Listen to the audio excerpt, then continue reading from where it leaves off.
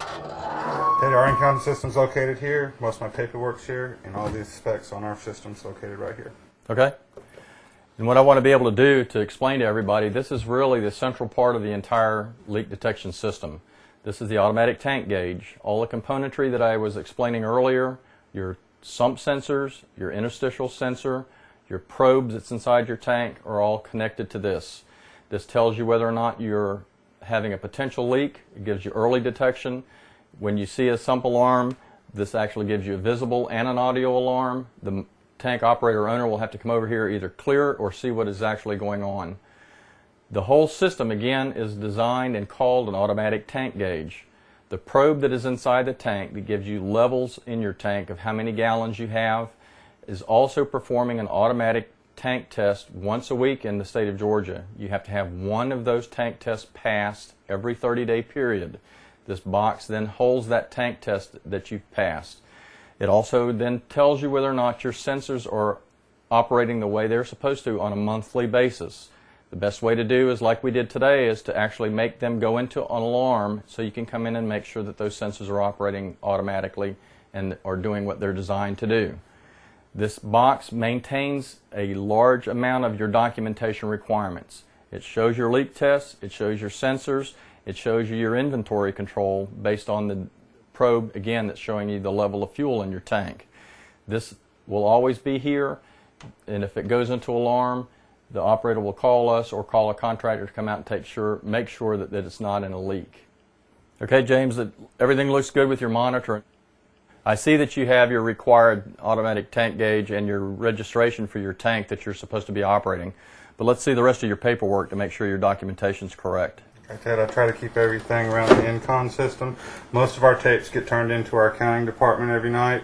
So generally once a month, at the beginning of the month, we pull our leak test, load it into our book here with all of our other tank requirements.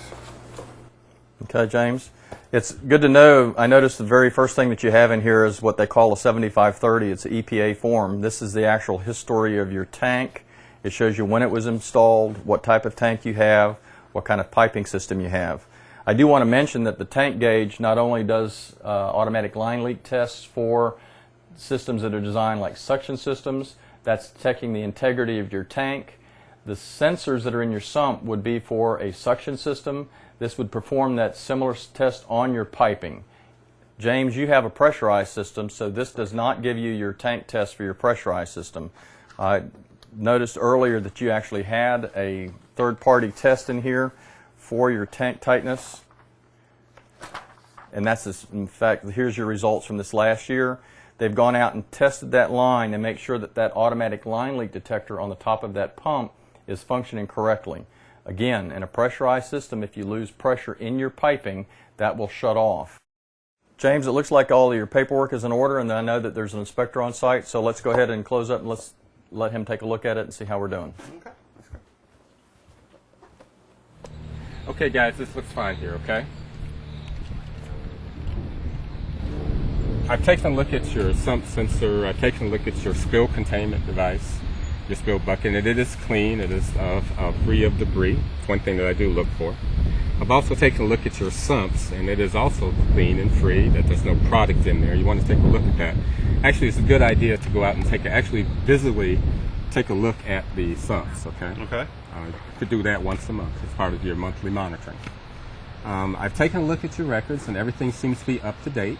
With your powdered piping, you do have automatic line leak detectors, and they need to be tested annually. And it's also with your pressurized system, and those records are up to date.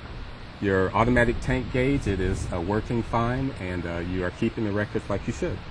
And it seems to be you are in compliance here. Do you have any questions for me? Yes, how long do we need to keep the records?